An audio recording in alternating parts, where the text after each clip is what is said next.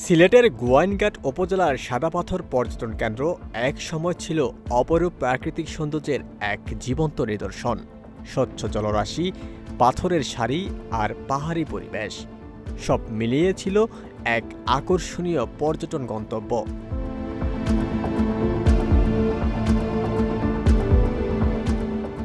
কিন্তু গত ২ মাসের ব্যবধানে পাথর লুটে এখন সেই চিত্র সম্পূর্ণ বদলে গেছে। নদীর বুক জুড়ে ছড়িয়ে পড়েছে ধুলো ও বালু। সাদা পাথর যেন ধীরে ধীরে রূপ নিচ্ছে এক বিরান মরুভূমিতে।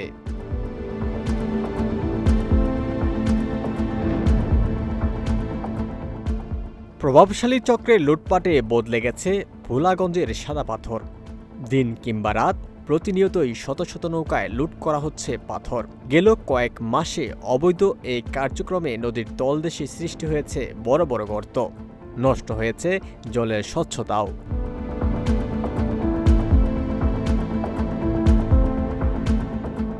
স্থানীয়দের অভিযোগ, প্রশাসনের নাকের ডগায় চলছে অবৈধ পাথর উত্তোলন। এতে একদিকে যেমন পরিবেশের ওপর মারাত্মক প্রভাব পড়েছে, অন্যদিকে পর্যটকদের আনাগোনাও আশঙ্কাজনক হারে কমে গেছে। ফলে একদিকে পরিবেশগত ক্ষতি, অন্যদিকে স্থানীয় মানুষের জীবিকা হারানোর শঙ্কা। দুই দিক থেকেই সংকটে পড়েছে সাদা পাথর অঞ্চল।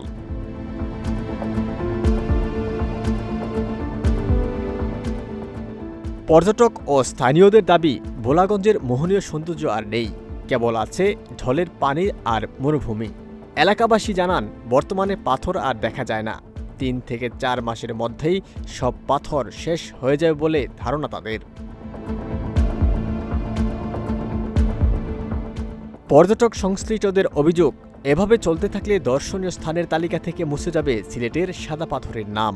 পাথর খেকুদের বিরুদ্ধে প্রশাসনের কার্যকর পদক্ষেপ না থাকায় অবাধে সাদা পাথর তোলা হচ্ছে বলে অভিযোগ পরিবেশ কর্মীদের।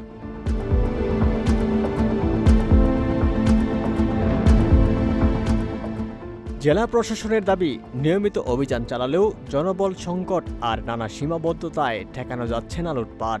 সিলেট জেলা প্রশাসক মোহাম্মদ শের মাহবুব মুরাদের মতে, নিয়মিত অভিযান পরিচালনা করা হচ্ছে, বিভিন্ন কার্যক্রম চালানো হচ্ছে, এলাকাবাসীদের অন্তর্ভুক্ত করার বিষয়েও কাজ করা হচ্ছে।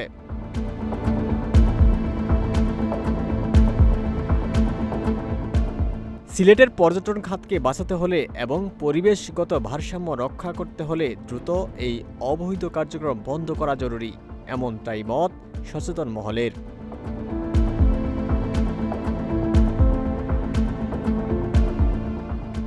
ওমর ফারুক, ঢাকা প্রকাশ।